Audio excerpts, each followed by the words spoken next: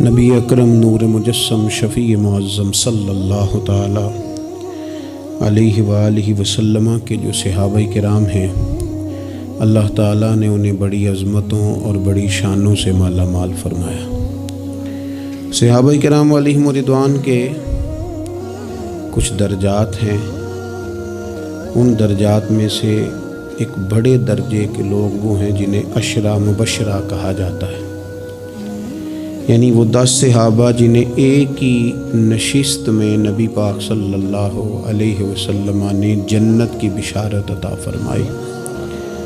وہ 10 لوگ جن کو حضور علیہ الصلوۃ والسلام نے ایک ہی وقت میں جنتی قرار دیا۔ انہی صحابہ کرام علیہم رضوان میں سے ایک شخصیت کا ذکر ہم کرنے جا رہے ہیں جن کا نام حضرت طلحہ بن عبید اللہ رضی اللہ تعالی عنہ۔ نبی پاک صلی اللہ تعالی علیہ وآلہ وسلم نے حضرت طلحہ بن عبید اللہ سے بڑی محبت فرمائی۔ بالکل شروع میں اسلام آپ نے قبول کر لیا تھا۔ واقعہ یوں ہوا، امام بہقی نے لکھا ہے کہ آپ بصرہ تشریف لے گئے تھے۔ وہاں ایک عیسائی پادری تھا، راہب تھا۔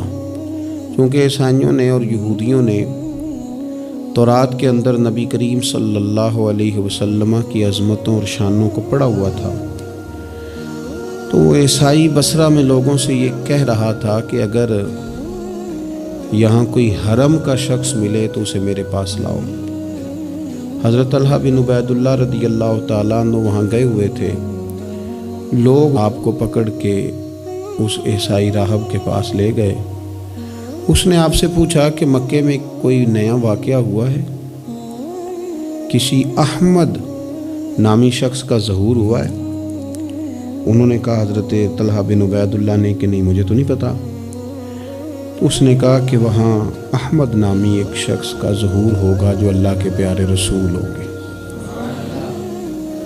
حضرت طلحہ بن عبید اللہ کہتے ہیں وہ بات میرے دل میں نقش کر گئی۔ میں وہاں سے مکہ شریف آیا اور میں نے لوگوں سے پوچھا کہ یہاں کوئی انوکھی بات ہوئی ہے، تو انہوں نے کہا ہاں، نبی پاک صلی اللہ علیہ وسلم نے اعلان نبوت کیا ہے اور جناب ابو بکر صدیق نے ان کی اتباع بھی قبول کر لی ہے۔ فرماتے ہیں حضرت صدیق اکبر رضی اللہ تعالیٰ عنہ سے میری اچھی شناسائی تھی، میں ان کے پاس گیا، پھر انہوں نے اس والہانہ انداز میں حضور کا ذکر کیا کہ میں نبی کریم کا کلمہ پڑھ کے حضور کا غلام بن گیا۔ حضرت طلحہ بن عبید اللہ رضی اللہ تعالیٰ عنہ ان 10 صحابہ میں سے ہیں جنہیں نبی پاک صلی اللہ علیہ وسلم نے جنت کی بشارت عطا فرمائی۔ اور حضرت طلحہ بن عبید اللہ رضی اللہ تعالی عنہ ان 8 افراد میں سے ہیں جنہوں نے سب سے پہلے اسلام قبول کیا۔ اور حضرت طلحہ بن عبید اللہ رضی اللہ تعالی عنہ کا شمار ان 5 صحابہ کرام میں ہوتا ہے جنہوں نے حضرت ابو بکر صدیق کے ہاتھ پہ اسلام قبول کیا۔ اور حضرت طلحہ بن عبید اللہ رضی اللہ تعالی عنہ ان 6 لوگوں میں سے ہیں جن کی شورا حضرت عمر فاروق نے بنائی تھی اپنے بعد خلیفہ منتخب کرنے کے لیے۔ اور حضرت طلحہ بن عبید اللہ کی سب سے بڑی فضیلت یہ ہے کہ آپ ان خوش نصیب لوگوں میں سے ہیں جن سے نبی پاک علیہ السلام اپنے وصال ظاہری تک ہمیشہ راضی ہی رہے ہیں۔ اور حضور علیہ الصلوۃ والسلام نے فرمایا جنت میں میرے 2 پڑوسی ہیں،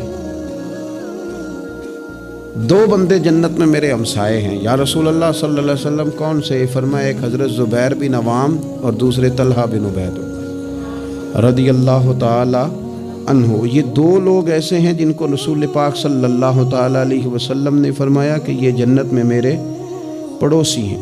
حضرت طلحہ بن عبید اللہ چونکہ اتنے بڑے آدمی ہیں، اتنی بڑی فضیلت کے آدمی ہیں، تو تھوڑا سا ان کی سیرت کے بعض نقوش پر بھی ہمیں آگے غور کرنی ہے۔ حضرت طلحہ بن عبید اللہ رضی اللہ تعالیٰ عنہ کے مزاج میں بہت زیادہ عاجزی تھی۔ اگر کوئی شخص صاحب فضیلت ہوتا ہے نا تو اسے بھی پتہ ہوتا ہے کہ میری یہ فضیلت ہے۔ اگر کوئی عالم ہے، لوگ اسے عالم جانتے ہیں، تو اسے بھی تو پتہ ہوتا ہے نا کہ میرے پاس علم ہے۔ اگر کوئی آدمی صاحب منصب ہے تو اسے بھی تو پتہ ہوتا ہے نا کہ اللہ نے مجھے یہ عہدہ عطا کیا ہے۔ حضرت طلحہ بن عبید اللہ رضی اللہ تعالیٰ عنہ بھی تو جانتے تھے نا کہ اللہ تعالیٰ نے مجھے کیا عہدہ عطا کیا۔ لیکن اس کے باوجود ان کی طبیعت کے اندر عاجزی تھی۔ ایک مرتبہ انہوں نے ایک جگہ پہ لوگوں کو نماز پڑھائی، اور نماز پڑھانے کے بعد فرمانے لگے میں تو نماز پڑھانے سے پہلے تم سے اجازت لینا بھول ہی گیا تھا کہ تمہیں نماز پڑھاؤں کہ نہ پڑھاؤں۔ لوگوں نے عرض کی حضور ہماری تو یہ بڑی سعادت ہے کہ آپ نے ہماری امامت فرمائی ہے، اس میں اجازت لینے کی کیا بات ہے؟ تو حضرت طلحہ رضی اللہ تعالیٰ عنہ فرمانے لگے اگر کوئی شخص لوگوں کی امامت کرائے، نماز پڑھائے، لیکن لوگ اس سے راضی نہ ہوں کہ یہ ہمارا امام بنے، تو فرمایا اس کی نماز اس کے کانوں سے اوپر تک نہیں جاتی۔ لہذا میں نہیں چاہتا کہ زبردستی تم پر مسلط ہوں، میں چاہتا یہ تھا کہ پہلے تم سے پوچھ لوں پھر تمہارا امام بنوں۔ یہ مزاج کی عاجزی، اور طلباء کو، علماء کو، آئمہ کو یہ سبق دینے کے لیے کہ اگر تمہیں اللہ تعالیٰ منصب عطا کرے تو وہ منصب پھر بھی تمہارے اندر عاجزی ہی پیدا کرے، انکساری ہی تمہارے مزاج کا حصہ بنے۔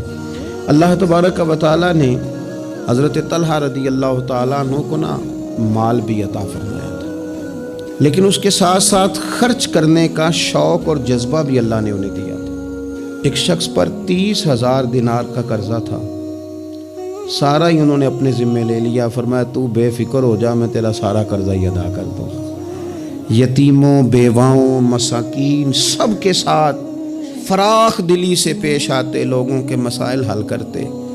اور حضرت سیدہ طیبہ طاہرہ سیدہ عائشہ صدیقہ رضی اللہ تعالیٰ عنہا جو کہ مومنوں کی ماں ہیں، تو ماں سے عقیدت ہوتی ہے۔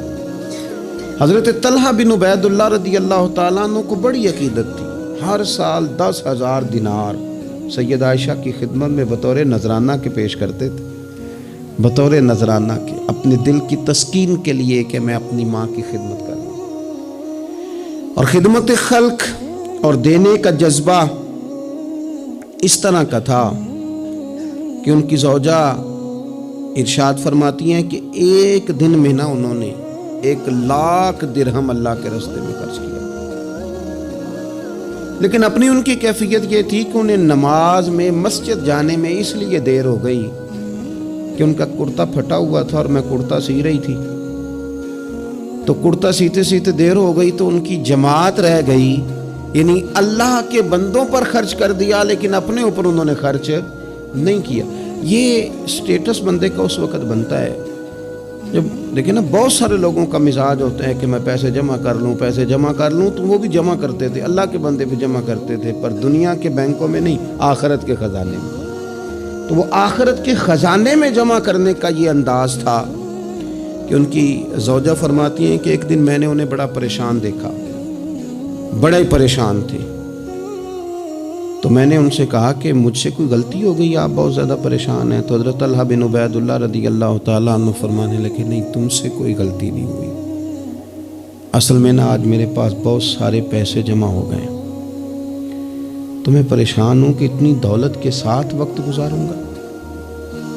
کتنی بلڈنگوں پہ راضی ہے مسلمان، سرمایہ آتا کسے برا لگتا ہے، کس طرح لوگ پیسہ چھپا چھپا کے رکھتے ہیں، کس طرح لوگ اپنی بے نامی جائیدادیں بناتے ہیں، کیا ترتیب لوگ اختیار کرتے ہیں مال کو کسی طریقے سے سنبھال کے رکھا جائے، خرچ نہ ہو۔ لیکن فرمانے لگے میرے پاس پیسے جمع ہو گئے، پریشان ہوں کہیں رات ہی نہ گزر جائے اسی طرح کے پیسے بڑے رہیں۔ تو آپ کیا لیے فرمانے لگی کیوں پریشان ہوتے ہیں، آپ مجھے پتہ ہے حضور کے صحابی ہیں، آپ کا دل اتنا اجلا اور اتنا صاف ہے کہ یہ دولت آپ کے دل میں وقت گزار سکتی نہیں، جہاں اللہ رسول کے ڈیرے ہوں وہاں دولت کیسے وقت گزارے۔ تو آپ اس طرح کریں، اس کو خرچ کر دیں، کچھ بھی نہیں ہوتا، بوجھ اتر جائے گا۔ فوراً ہی لونڈی کو بلایا اور خرچ کرنا شروع کیا۔ تو کتنے خرچ کیے؟ ایک دن کے اندر انہوں نے 4,00,000 دینار لوگوں پر خرچ کر دیے۔ پیسے کو سنبھال کے نہیں رکھا، جمع کر کے نہیں رکھا، اس ترتیب کے ساتھ انہوں نے اپنی زندگی میں خرچ کیا۔ پھر دوسری بات یہ تھی کہ وہ اخلاقیات کے حوالے سے ایک بڑا عمدہ مقام رکھتے تھے۔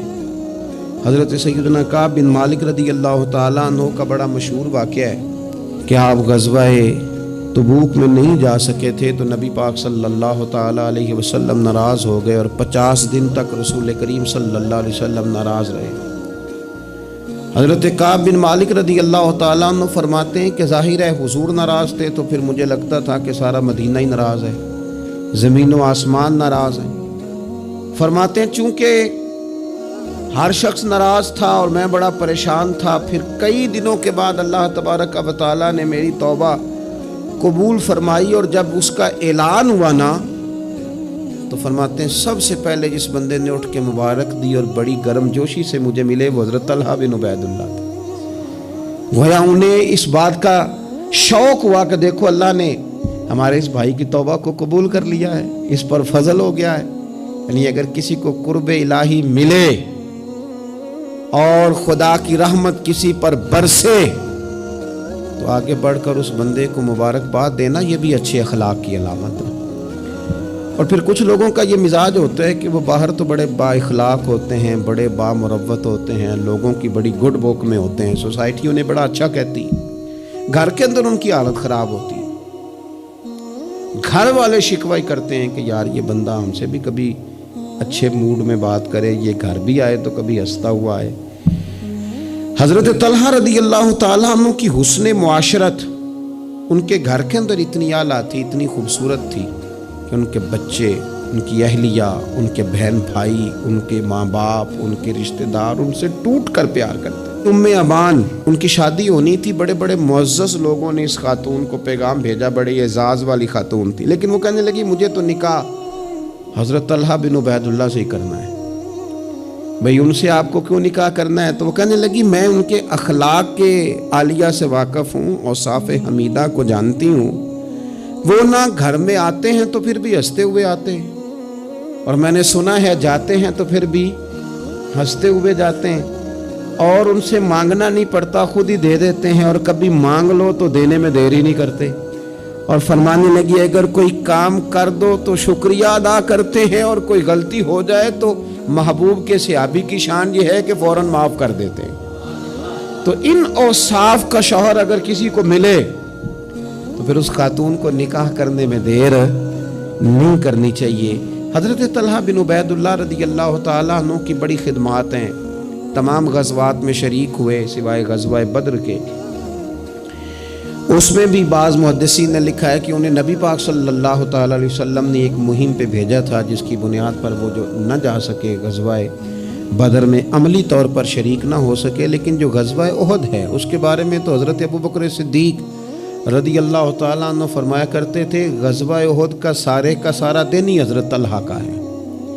نبی پاک صلی اللہ تعالیٰ علیہ وسلم نے نا ڈبل زرہ پہن لی تھی، 2 زرہیں حضور نے پہن لی تھی، تو ایک پہاڑ پر حضور چڑھنے لگے تو کچھ مشقت محسوس ہوئی، قربان جائیں۔ حضرت طلحہ نے جلدی سے گردن جھکائی، یا رسول اللہ یہاں رکھیں آپ قدم اور آپ چڑھیں۔ محبوب نے قدم رکھا اور رکھتے ہی فرمایا لو طلحہ تم نے اپنے اوپر جنت واجب کر لی ہے، تم نے اپنے اوپر جنت واجب کر لی۔ اس دن چونکہ افواہ اڑا دی تھی احد کے دن کفار مکہ نے کہ نبی پاک صلی اللہ تعالیٰ علیہ وسلم کو شہید کر دیا گیا، تو لوگ بکھر گئے تھے، تو جو 12 لوگ نبی پاک علیہ السلام کے ساتھ رہ گئے ان میں حضرت طلحہ بن عبید اللہ تھے۔ جو تیر بھی حضور کی طرف آتا تھا نا وہ اپنا ہاتھ آگے کر دیتے تھے، ان کا ایک ہاتھ شل ہو گیا سارا۔ ان کے وجود پر احد کے دن حضور کو بچاتے ہوئے 70 زخم لگے، تیروں کے، تلواروں کے، نیزوں کے 70 زخم لگے۔ سجنا جان امانت تیری تو جدو مانگ سے میں پیش کرے ساں، 70 زخم لگے۔ حضرت صدیق اکبر رضی اللہ تعالیٰ عنہ فرماتے ہیں جب ہم حضور کی خدمت میں حاضر ہوئے تو نبی پاک صلی اللہ علیہ وسلم نے فرمایا پہلے طلحہ بن عبید اللہ کو دیکھو۔ کہتے ہیں جب ہم حضور کی خدمت کر کے ان کے پاس گئے تو وہ بے ہوش تھے، زخموں کی شدت کے سبب بے ہوش تھے۔ میں نے ان کے منہ پہ پانی چھڑکا، فرماتے ہیں ان کی آنکھ کھلی تو پہلا سوال انہوں نے یہ پوچھا کہ بتاؤ میرے نبی کریم کا کیا حال ہے، رسول کریم صلی اللہ تعالیٰ علیہ وسلم کی طبیعت کیسی ہے، حضور کے بارے میں بتاؤ۔ کہتے ہیں ہم نے کہا الحمدللہ حضور ٹھیک ہیں، اللہ کے فضل اور احسان میں ہیں، اللہ تعالیٰ نے انہیں محفوظ رکھا ہے۔ تو کہتے ہیں وہ کہنے لگے اگر محبوب ٹھیک ہے نا تو پھر کوئی مصیبت بھی مصیبت نہیں ہے، پھر ساری مصیبتیں آسان ہیں۔ حضرت طلحہ بن عبیداللہ رضی اللہ تعالیٰ عنہ کو اللہ تبارک و تعالیٰ نے شانوں والی زندگی عطا فرمائی، عزتوں والا مقام عطا کیا، اور اللہ تعالیٰ نے انہیں شہادت کی موت عطا فرمائی۔ حضرت طلحہ بن عبیداللہ رضی اللہ تعالیٰ عنہ شہید ہو گئے، لیکن کمال دیکھیے کہ صاحب اسد الغابہ نے لکھا ہے، یہ کمال دیکھیے، کون کہتا ہے ولی مر گئے، قید سے چھوٹے اپنے گھر گئے، تے وارث شاہ کدو مر دے جنہ کیتیاں نیک کمائیاں نے۔ حضرت طلحہ بن عبیداللہ رضی اللہ تعالیٰ عنہ کو جہاں دفن کیا گیا نا، وہ زمین نشیبی تھی، نچلی تھی، تو اکثر وہاں پانی آ جاتا تھا۔ تو آپ نے وصال کے بعد تقریباً 30 سال کے بعد ایک شخص کو بار بار خواب میں آ کے کہا کہ مجھے یہاں سے نکالو، مجھے یہاں سے نکالو۔ وصال کے بعد بلے شاہ ایسا نہیں ہو مرنا، یہ تے مر گیا ہی کوئی اور، نکالو۔ اس شخص نے پھر حضرت سیدنا عبداللہ ابن عباس رضی اللہ تعالیٰ عنہ کو خواب سنایا، تو حضرت عبداللہ ابن عباس نے ایک صحابی کا مکان 10,000 دینار کا خرید کے حضرت طلحہ بن عبیداللہ رضی اللہ تعالیٰ عنہ کی مقدس لاش کو وہاں سے نکال کے وہاں دفن کیا۔ کہتے ہیں کہ 30 سال کے بعد ان کی مقدس لاش کو ایک جگہ سے دوسری جگہ منتقل کیا گیا، لیکن جسم اسی طرح ہی تر و تازہ تھا۔ بعد مرن دے مکھڑا میرا ہو جاوے نا تازہ، سمجھ لینا محبوب میرے نے آن پڑھیا جنازہ۔ اسی طرح جسم تر و تازہ تھا، 30 سال کے بعد انہیں دوسری جگہ منتقل کیا گیا۔ یہ حال ہے ان کے غلاموں کا، تو پھر سرکار کا عالم کیا ہوگا؟ تو زندہ ہے واللہ، تو زندہ ہے واللہ، میرے چشم عالم سے چھپ جانے والے۔ اللہ تعالی ہمیں حضرت سیدنا طلحہ بن عبیداللہ رضی اللہ تعالیٰ عنہ کے فیض سے فیض یاب فرمائے۔ آخر دعوانا الحمدللہ رب